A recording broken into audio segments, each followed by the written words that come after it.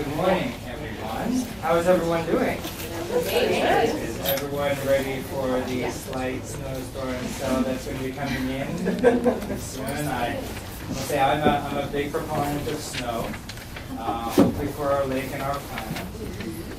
But I thought we might have actually seen spring slightly creeping around the corner, but maybe just a little bit longer. So thank you for joining us here this morning. I feel very honored to welcome you for our third annual Patronage Seedling Grant situation. We're delighted to have the mayor and also Secretary Tebbett from the Agency of Agriculture, Food and Markets, and also from all the 8 representatives who will be receiving grants from the co-op, from our Patronage Seedling Grant. So very exciting to really hear more about those projects. In terms of these grants, they are funded through City Market's Patronage Seedling, a Patronage refund program. And basically the co-op acts as a revenue neutral in terms of sales to members. So each November, we return a portion of our profits from these sales to our members in the form of a patronage refund check. And in the past 8.5 years, we have returned over $5 million as part of those patronage refunds. Can I hear that whistling?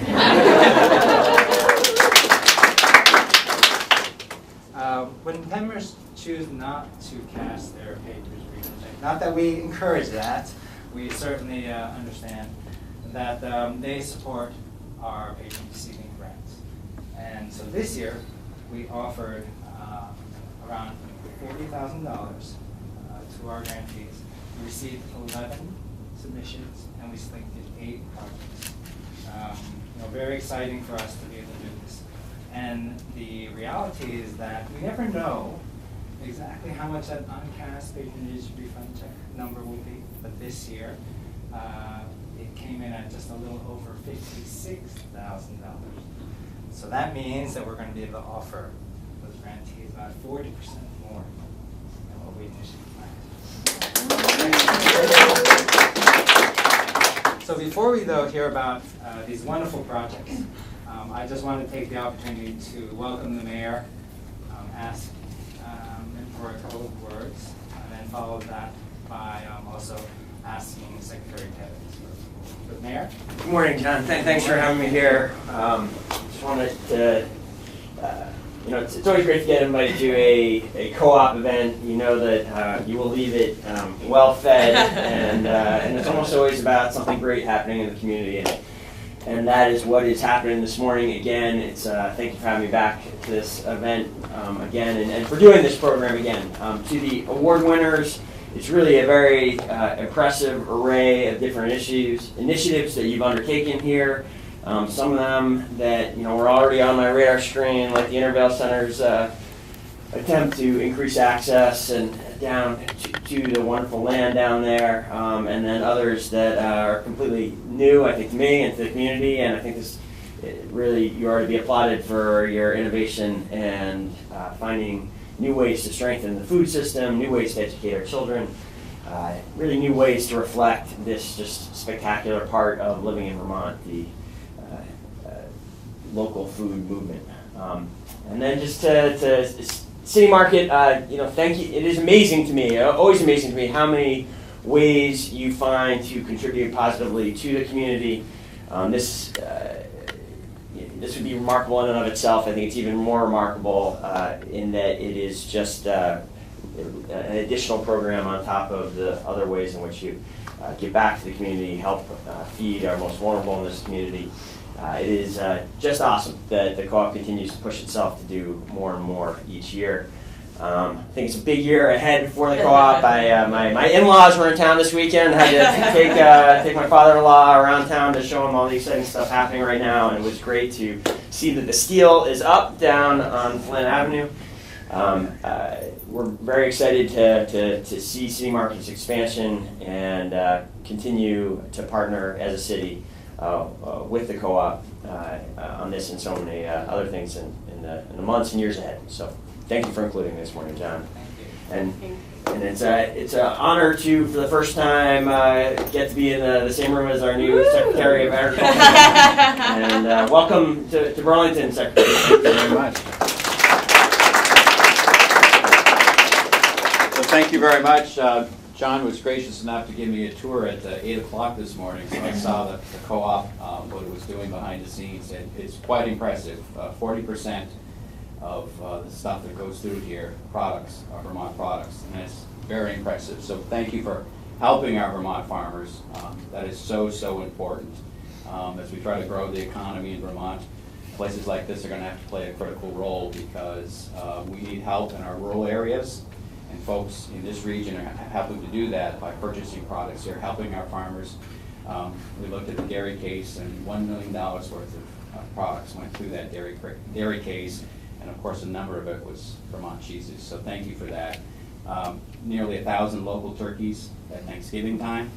That's pretty impressive that go through that particular area.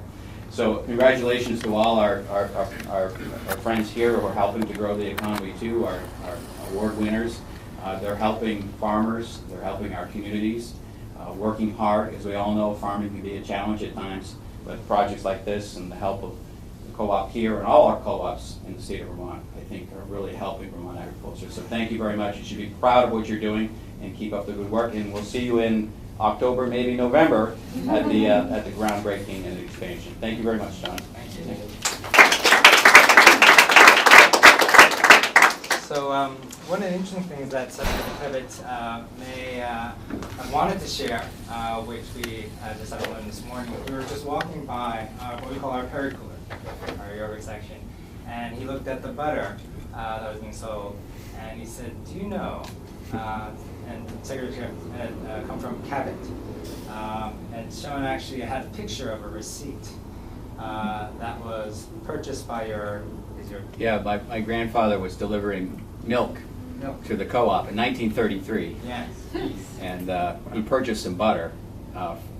They took it off the slip, and it was I think it was $15 he got, but the butter was $1.33 that he purchased. But it was Cabot's 100th anniversary is this year, so we're trying to get all this historical stuff together. Yes. But my mother found it this weekend, 1933, delivering milk down to the creamery. So, yes. But I looked at the case of Cabot. We talked about how well Cabot cheese does here. So. Yes. Yeah. And just to say that really, the mayor had referenced about just the exciting times for the co-op ahead, but really it is because of the support of the community, the amazing sort of partnerships with the city, and then certainly the amazing passion of our members and our customers. So really, thank you to all of you who have supported and helped us continue our work in trying to innovate, to promote, and continue to drive the importance of local food systems. So thank you so much. So with that, I'm going to hand it over to Allison, our Director of Communication. Thank you, I'm sorry. I hope that both of you can stick around afterwards, because I know part of what the grant recipients are excited about is actually getting a group picture with both of you in it. Part of what I actually like best about this whole program and why we started the Seedling Grant Celebration to actually award the checks in person is because of the cross-pollination of ideas.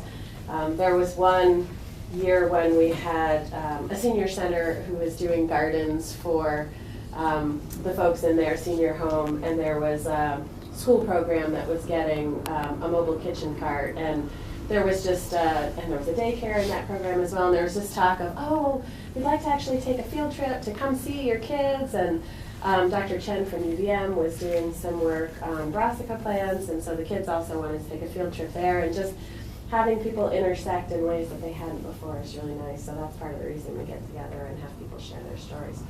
So we're going to start with Kelly Saunders from the Food Shelf, who's going to tell you a little bit about their farm stand project. And for some of these, we felt like, oh, the amount that Kelly and the great folks at the Food Shelf asked for was such a minimal amount. We were like, we can give a little bit more. And then, of course, on top of that, because uncashed patronage came in at about 40% more, you all will get a check for 40% more of what you asked for, and I'm sure you'll figure out a way to use it. The nice thing about this program is that we expect you to use it on the projects that you asked for, but it's really low-key, no strings attached. The expectation is that we'll check in with you in about a year.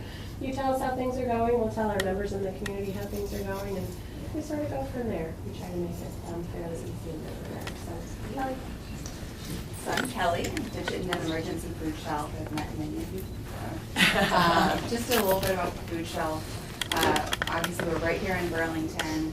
We serve over 11,000 people every year.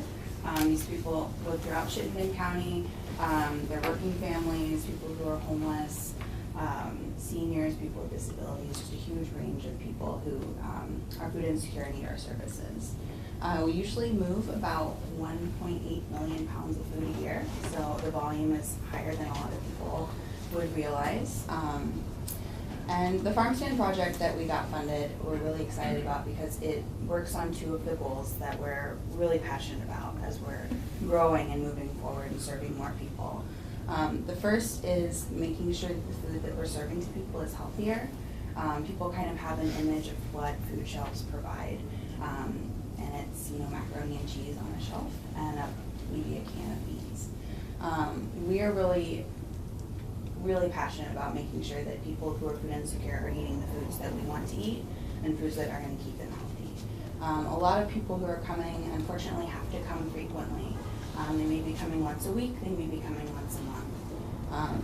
So, because of that, we want to make sure that the food that they're eating is really nourishing their bodies. So the other thing that is really important that this project helps us move forward is making sure that the services that we're providing are fighting that stigma that people feel when they are thinking about coming to a food shelf.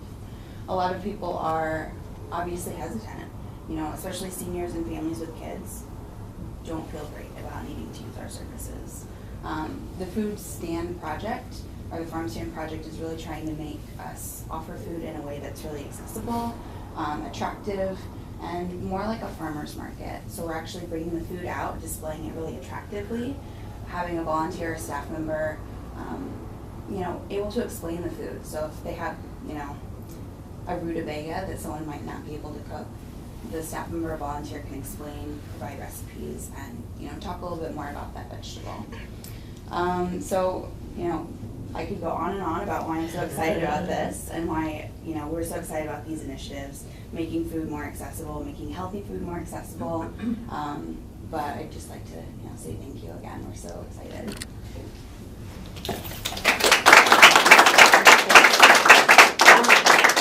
I will say when we talk about stigma, and we first started we started the Rally for Change program to put Rob Meehan out of work. That's what I always say, because that's really what it was. The initiative was to get more money from customers through the registers for the food shelf in a way that doesn't detract from people writing them checks at the end of the year. And then we just funneled most of the rest of our donation programs through the Rally for Change program. So 1 month, it was probably, was it this last spring? Maybe it was the spring before. The food shelf was our 40% partner and our 50% partner. And one of those projects went to pay, I call her our muralist, Tara Duro. She's the one who did our 40th anniversary mural outside the building. She went in and did a mural inside the food shelf in the shopping space for customers.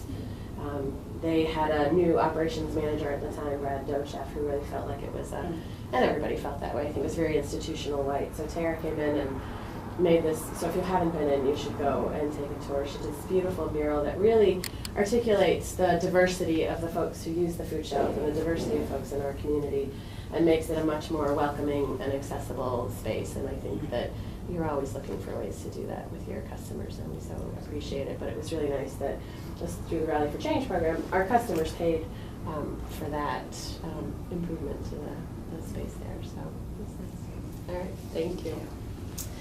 The Intervale Center. Full disclosure, I'm on the Intervale Center board currently, so I didn't actually vote on this project. I stood back. But we have Chelsea Frisbee and Mandy Fisher here to talk about the trail extension project. And unfortunately, Wintervale was canceled because it was really, really cold on Saturday, and we understand. I think we're excited to get one in this year. It sounds like it was extremely well attended. Like the Food Shelf, the Intervale Center has just a breadth of programs that are really hard to touch on all of them and understand, but one way that they make themselves really accessible is having trails throughout the Intervale. So you can walk through some of those farms and walk on the Winooski River. And this almost $11,800 will help extend that trail. So, come on up. Hi everybody, I'm Mandy Fisher. I'm the Development Director at the Intervale Center, and we are super excited to receive this money this year from City Market, who is an amazing partner of ours. And also it's really cool to look up here and see so many other programs that we work with, people that we know. This is just awesome. I can't wait to hear more about the farm stand and talk to Sarah about gleaning and how that's connected to this project at the Food Shelf. I'm already excited. One other person's talks, and I'm like, pumped. So the Intervale Center, you guys know where we are. We're down by the river. Our work actually has statewide and national reach. We work with farms all over the state of Vermont doing farm business planning, other sort of technical assistance in farm viability and environmental stewardship work on farms. We take care of the Intervale, and we also love to throw parties. We love to engage people in food and food systems, in thinking about where their food comes from and connecting with farmers and connecting with land and with each other, building community around good food. This project, the Trail Extension Project, is part of about $1 million of investments we're going to be making in the Intervale, in our place, in our historic homestead, in our land, in our agricultural infrastructure in the Intervale in the next 2 to 3 years. And this is particularly important. The trail extension is really going to make the trail system in the Intervale safer, more accessible, and more beautiful for everyone to come and use. There will be more access to some of the educational resources in our riparian forests along the trail, and hopefully you can all come down and enjoy this beautiful part of the Intervale. About 30,000 people visit the Intervale to play, to work, to garden, to pick up their CSA shares every year. So as the stewards of this really important place in town, we hope that will continue to be beautiful and fun, and just a mile away you can be in the woods and enjoying fresh air. And please come ski.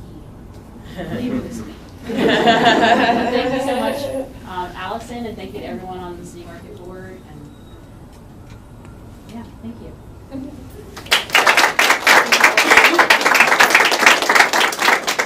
All right, Shelby Gerard from rural Vermont. So rural Vermont is working on, so we have farm stand, working with some of our neighbors in need. We have trail extension, which really works for everybody.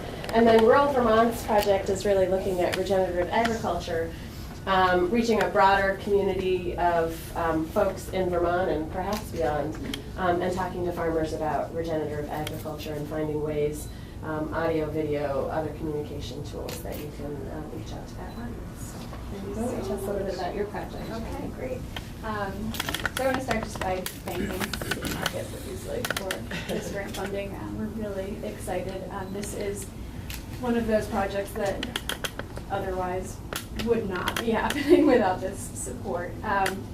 So Rural Vermont is a nonprofit advocacy group. We were founded in 1985, and our mission is to educate, organize, and advocate on behalf of Vermont's farming population.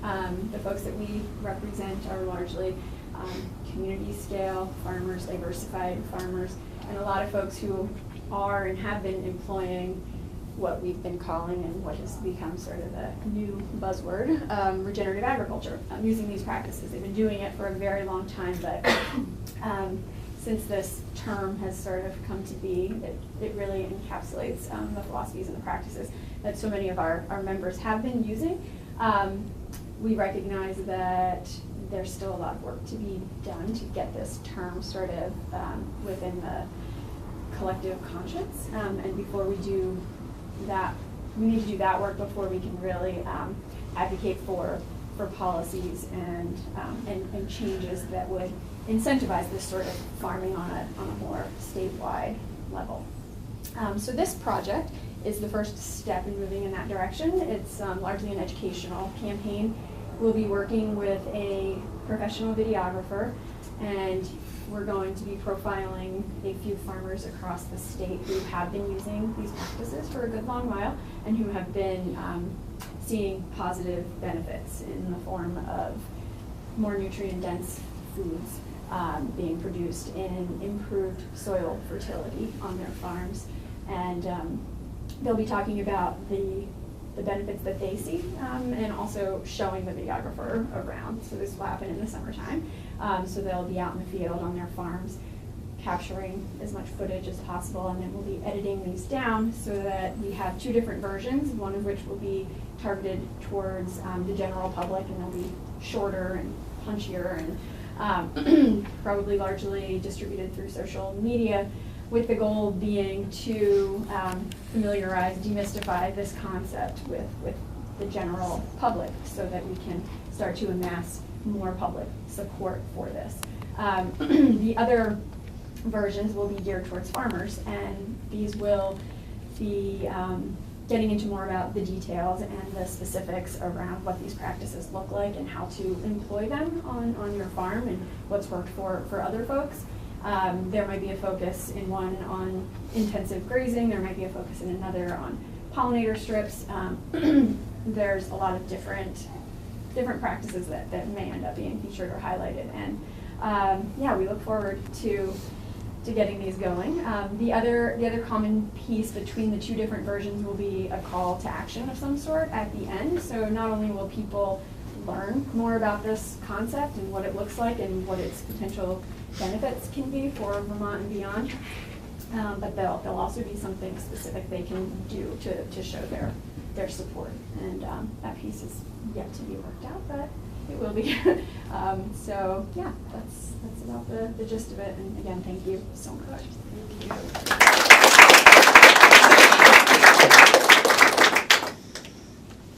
So along the lines of education and action, we also have Spoonful Herbals. We're a big mob fan here. We do a lot of, in the nice way, flash mob, crop mob, herb mob as well. So we do a lot of crop mobs here on a regular basis and bring together member workers on several farms to get some work done on larger projects that they might need to pay for help for. So if we can help, we go ahead and do that. And Spoonful Herbals and Kara Buchanan put in an application for herb mobs, which is of course right up our alley. So also education and action in our community. So Kara, why don't you come on up and tell us a little bit about you? Thank you. I got some notes. Everybody else's notes read. So we're a young organization. We came together in about 2015 under the visionary direction of my friend Catherine Elmer, who couldn't be here today. Some of you know her. And we're happy to have some fiscal sponsorship from the Vermont Community Garden Network. And we are doing a lot of things. Among other things, we offer a variety of classes and workshops and herb identification walks throughout the region as herbalists. We offer a community herbalist apprenticeship program in our second year, a 6-month program, a work study, introductory herbalism that focuses on learning the region's native and locally grown plants and producing high quality plant medicine from them. This in turn produces a variety of quality herbal preparations which we offer through a herbal CSA membership. Where we all started was this whole concept of herb mobs, which infuses all the other things we do. And this is medicinal plant gleaning, otherwise known as herb mobs, like crop mobs, which are very well established thanks to many people in this room. Salvation Farms, who's from there? Is that you? Great, I'm glad to meet you. You probably didn't like Catherine. But this idea of medicinal plant gleaning is a new concept, and I think we were the first to use the term herb mob. And we employ a lot of volunteers to do this in a very educational manner. So they're learning about plant identification and helping us glean these wild weeds that are going unused. And our local organic farms are a beautiful resource for that, because for the same reason that we would like our food grown organically, we'd like our medicine organically. And then a couple of the things that we strive to bring together is that despite a commitment to local purchasing from a lot of Vermont herb clinics and herb producers, they tend to rely on herbs from far away, from the West Coast, that are reliably cheaper. So we really want to change that slowly but surely by bringing more local herbs into the system. And we're doing that through some of our partnerships with the newly formed Burlington Herb Clinic and the Railroad Apothecary and the Vermont Center for Integrated Herbalism in Montpelier. And then partnering with all the farms and herbalists and gardeners and local organizations in the region. Some of those that we've been most involved with are Bread and Butter Farm, the Intervale Community Farm, Rock Point School, the Vermont Community Garden Network, the University of Vermont, and that's not an exhaustive list, and we hope to build many more partnerships. So this grant this year is specifically going to help us really up our herbal education efforts and action opportunities through gleaning. We're going to have more events on local farms and more educational workshops targeting farmers. I was thinking about what Shelby was saying, because we really would like to encourage them to give us access to the weeds that would otherwise not be used, and perhaps to start growing local herbs with intention, particularly through cover crops with medicinal value. So, just to put it all together this year, we're hoping to celebrate and raise awareness of the abundance and power of local herbal medicine to heal individuals, families, and communities. 2, to increase the use of medicinal plants growing wild and weedy on Vermont organic farms with specific emphasis on providing affordable herbal medicine to community members in need through our Community Access Fund. We'll build capacity in the form of processes, awarenesses, and partnerships for medicinal plant gleaning in Vermont as an educational community engagement and an agriculture and public health enhancing activity, and to support Vermont farmers to be aware of and if interested, grow medicinal plants on their farm that promote their ecological and economic resilience. So I'm proud to be counted among this great group of recipients. I'm so pleased and glad that the COP is supporting our efforts. Thanks.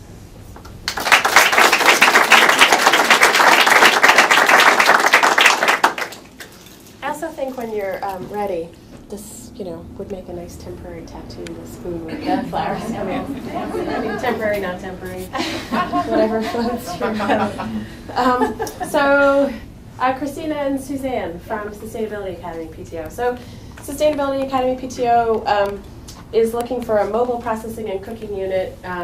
We funded a similar program last year with Champlain Elementary School, where they got a cart to move around to classrooms in order to be able to share cooking lessons with students. And it's hard when you have a school kitchen to use some of that equipment, or to be allowed to use some of that equipment to teach, and it's not very movable, so it's a little bit hard to do. I'm hoping that with the 40% increase, maybe there's an S on the end of kit there, but who knows? So why don't you both come up and tell us about your project? Thank you. I know. So true. So this is perfect because we are the PTO. So I'm the parent of the P of the part, and Suzanne represents the T as the teacher. So why don't you? Sure. So I'm the sustainability coach at the SA, which we love to call it instead of the Sustainability Academy, which can be a mouthful. And we are so excited. When I first walked in and saw Food Shelf, Intervale, VCGN, UVM, all the partners, the city market, I mean, it's unbelievable, and we could never do what we do without the support. So I just wanted to start with saying thank you. And so my role at the school is to help the teachers and the students to be involved in place and project-based learning. And this funding is going to help with that because we have about 31 raised beds at our school. So we already garden. We just, it's more of a P and a T effort at this point. And we're going to take this show on the road and really embed it into the instruction that the children are getting on a daily basis. The kindergartners and first graders are super involved in the planting, and it's the processing parts that are really difficult for them. They don't have access to the materials that they need. They don't have the spaces that they need. So with this, and I do agree with Allison that with this amount of money, we can definitely have multiple kits that we put together for teachers, maybe even by grade level. And then one thing that Christina and I found this summer was our gardens, because there are so many and they're so expansive, that they were really difficult to keep watered with our changing climate and the unknowns about whether are we going to get rain or not. We have looked into some phase 1 and phase 2 irrigation systems to put in place, just to make sure that when we're there, that it's more of an opportunity for education and community building than it is manning and womaning the hoses, because it's quite a system right now.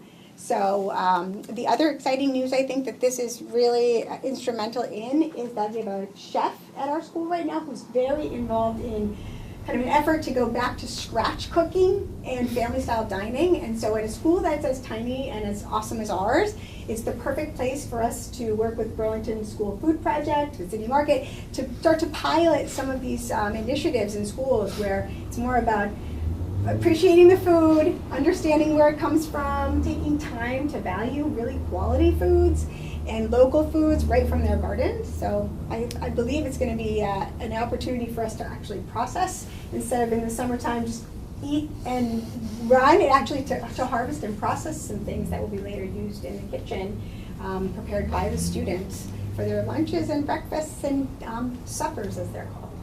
So.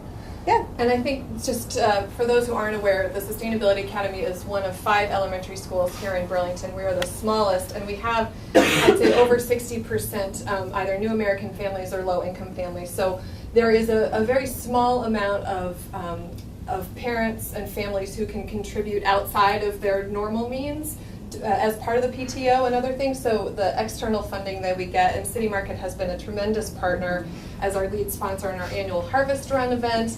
We're a member workers site, and so we've gotten a tremendous amount of contributions already. So this is really phenomenal, and we actually have our PTO meeting tonight, and it's great news to share with everyone. So, and I have to say, and actually I was just rereading the statements of the co-op, and I am a member worker myself of the co-op, and so it just is full circle. I know many people and former students in the room and neighbors and other things. So it's really exciting, and it shows the interconnections that we know all exist in all of us. So it's really important and very important to our school in particular. So thank you very much. Yeah, thank you. I'll add another layer to that. I met with Sarah Huesner from Burlington School Food Project last week just to talk about what they're doing. So we support, because the Burlington School Food Project feeds most of the school kids in Burlington and beyond. They work with the Boys and Girls Club, they work with King Street Youth Center. We fund them differently, so we offer them cash, a $5,000 check every year, and then they participate in the Rally for Change program as a 40% partner and get another $5,000 to $6,000 that way, so that they can do the great programming that they do on a top level for most of the kids in our city, frankly. So Scott from UVM. Scott had us at his cute title for his project, plugging a leak in the local food system, looking at the invasive leek moth. And this is similar to, I think we did Dr. Chen's Brassica invasive species the first year of the program. And I've seen her in the co-op since, and she was just so excited to get the money and work on that program. So it's nice to be able to support another UVM program, because it really is something that affects all of us that we don't necessarily know about. So it's nice to fund that ground level work as well. So why don't you come on up and tell us about your program? Great, thanks so much. And you asked for a UVM is very much this way. We asked for a very specific amount, which of course, as the grants committee was meeting, just made us all laugh. Well, you got that all dialed in. You know exactly what you need to have for. We're getting used to writing grant proposals. Yeah, I figured as My colleague Vic Izzo wasn't able to be here. I'll just tell you a little bit about us. So we both teach during the academic year, but we're kind of rogue researchers. So I'm a research affiliate with UVM. I teach at St. Michael's College. And so we decided that we wanted to do something more than just teach during the academic year. So we started a research program, but we're not really supported by the university at the time. And so we started looking to other sources of funding. So the first year we were working on our project, we funded our research ourselves.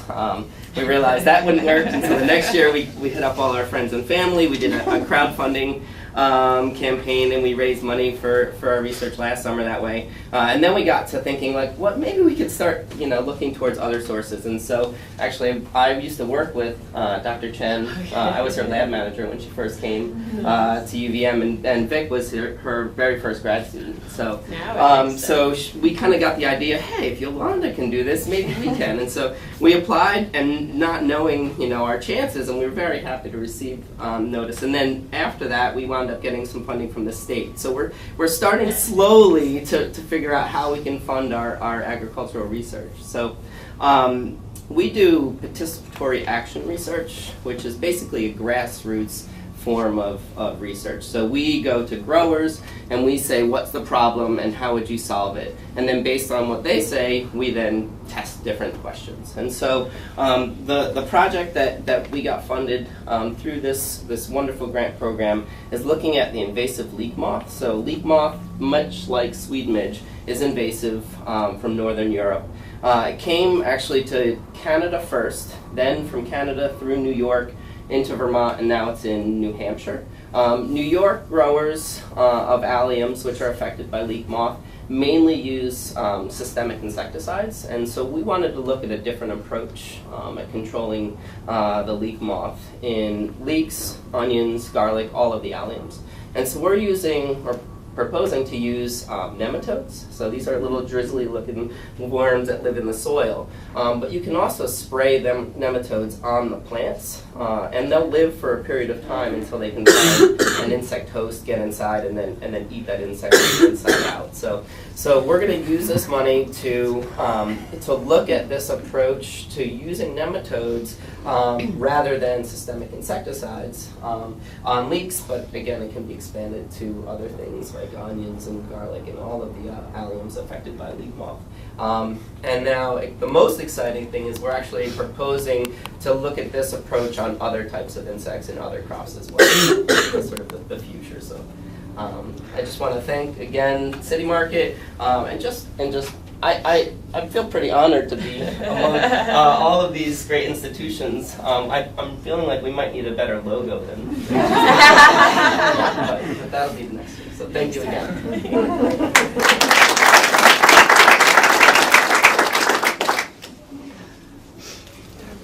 Thank you. We were thinking we wanted to make our own T-shirt cannon to shoot T-shirts out at different events, and you're just looking to spray worms. Whole another level. I'm going to have dreams about nematodes. So next we have Salvation Farms and Teresa Snow. I don't know that I think about Teresa Snow's name without thinking about Salvation Farms. And she's out there in the community so much. I saw her last at the Farm to Plate conference in Killington this fall, where she participated in a panel. And I know, Teresa, that you work with a lot of the organizations that are on the tables here. And their Food Hub community-based workforce training program really hits a lot of what we do at the co-op and really aligns with our work. So we're really excited to offer you some money to get 2 trainees into that program. So would you come up and tell us about that?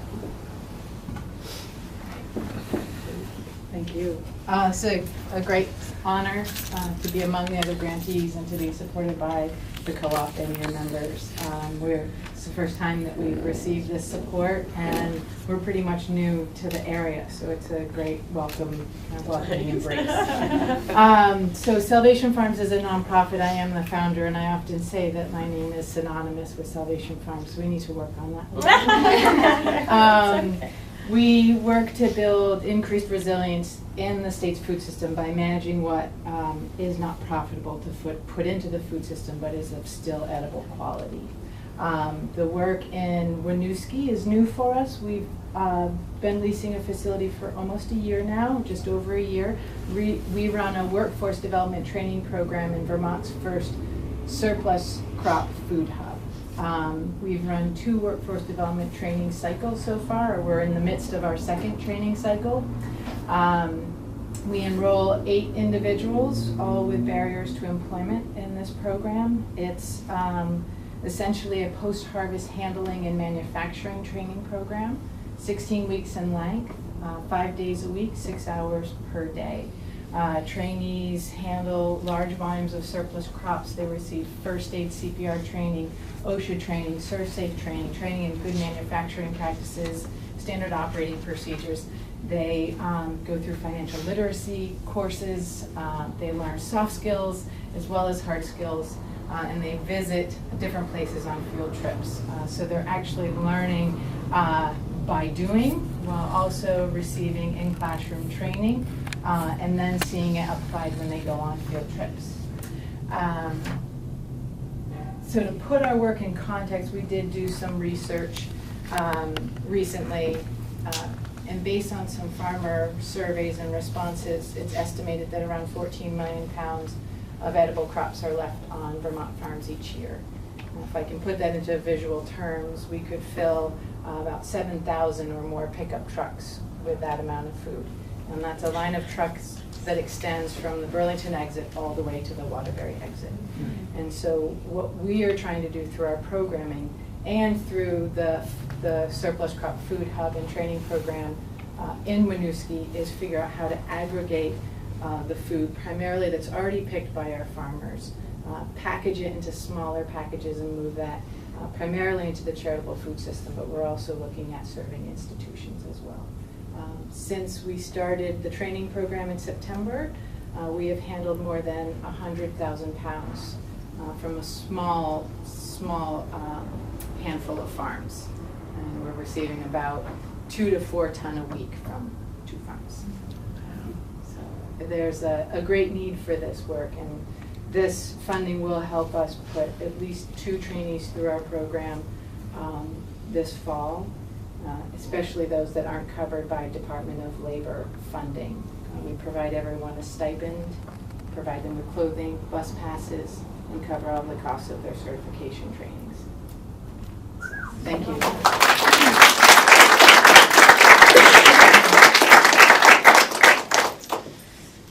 All right, and last but not least, Jess Hyman from Vermont Community Garden Network. I'm sure everybody here knows Jess, if not introduce yourself, because you'll see her everywhere else later. We work with Vermont Community Garden Networks fairly regularly. They're a community outreach partner for us, as are several of the other organizations on this table. So our members do work at those organizations for a discount in the store. Jess's project was Gardens for Learning, which really reaches out to kids who are at risk of summertime hunger, which is a big issue in our state, and something near and dear to the co-op's heart, and is a topic of frequent conversation at the Hunger Council, at least the Hunger Council in Chittenden County, that we participate in. That's run in part through Hunger Free Vermont. So Jess, come on over and tell us about your work. Thank you so much. Thank you, Allison, and thank you so much to the whole City Market team and all the members and all partner organizations and doing such incredible work. And City Market is really a leader in supporting and building our food systems. Thank you. We've been really grateful to partner through the Day Member Worker Program, through borrowing the smoothie bike for garden events, all sorts of things. So the Vermont Community Garden Network works with hundreds of community and school groups all over the state.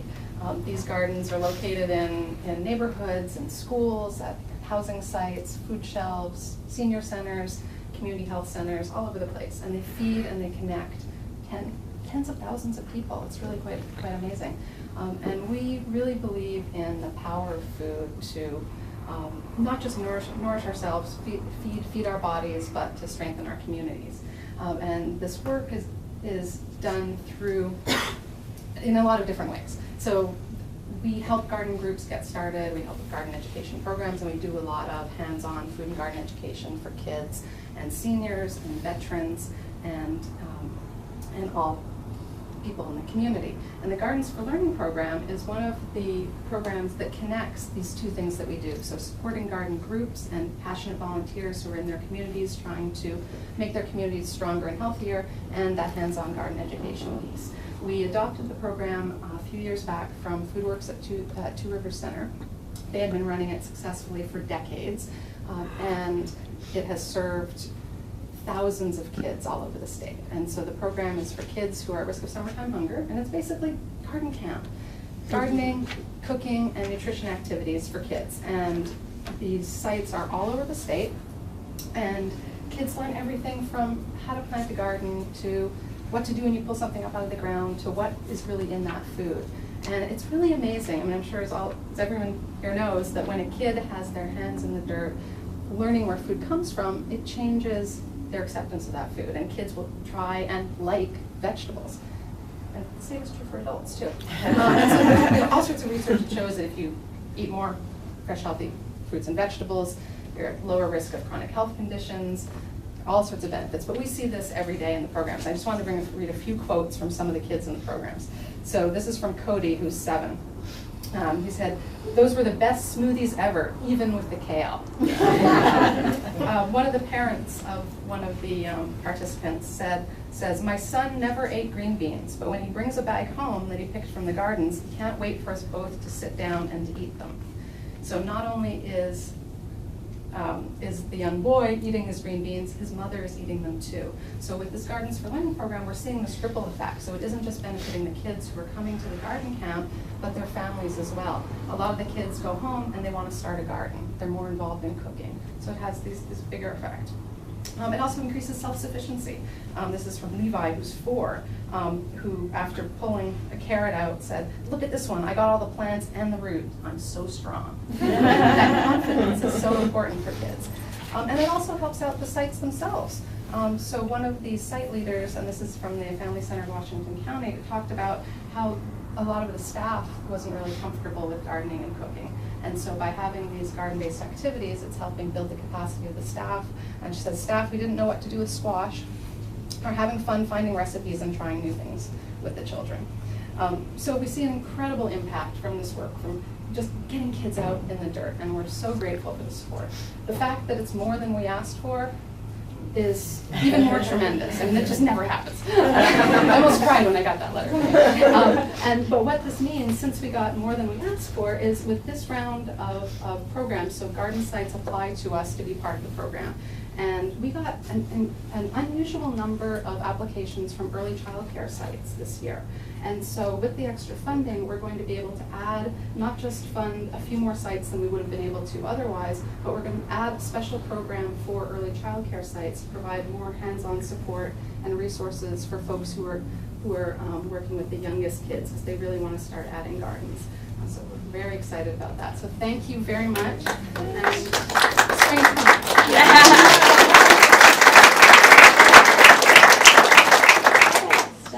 So those are our 8 grant recipients. I would love for a group photo up here, but first I would be remiss if I didn't embarrass Sarah Bomani and make her come up so I can thank her. So Sarah does pretty much all of the legwork for this grant program and has really taken it over in the last year or year and a half. So make sure that our member grants committee knows when to show up and gets reminders, because we all need reminders.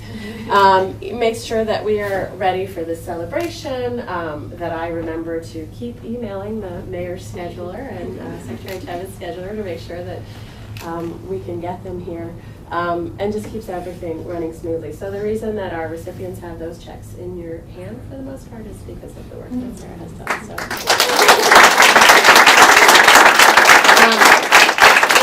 We have an 8-member grants committee that is so wonderful that we keep them for 2 years. And this year we have this crazy high-test group of people who do this for a living as well. So they've done a really nice job of asking these amazing questions this year. We sit down and meet twice in the summer and just go over the applications that we get and have some great conversations and ask really good questions about what's going on. And then we improve the process the next year. And this group was good enough that I told them I might need to keep them for 3 years, so I don't look for anything else. So we'll see how that works. And then, of course, our board is the one who actually, City Market's Board of Directors, 9 members get elected to that board. And Jennifer Knelly is our one board member here today. Thank you for coming, Jennifer. And so the Member Grants Committee makes recommendations for who we think should get these grants.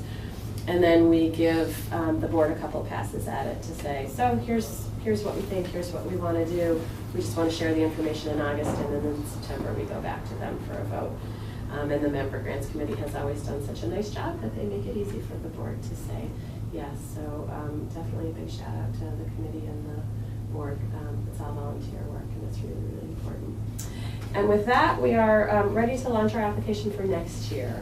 So a few changes, a few more tweaks. If you know of anybody who's interested, we'll send all of you the application so that you can share it out. We'll do some printed advertisement. We reach out to all of our community outreach partners.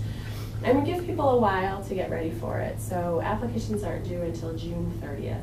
And the same level of individual grant funding, so from $500 to $7,500 is available for next year. So we're excited to see what comes through the door.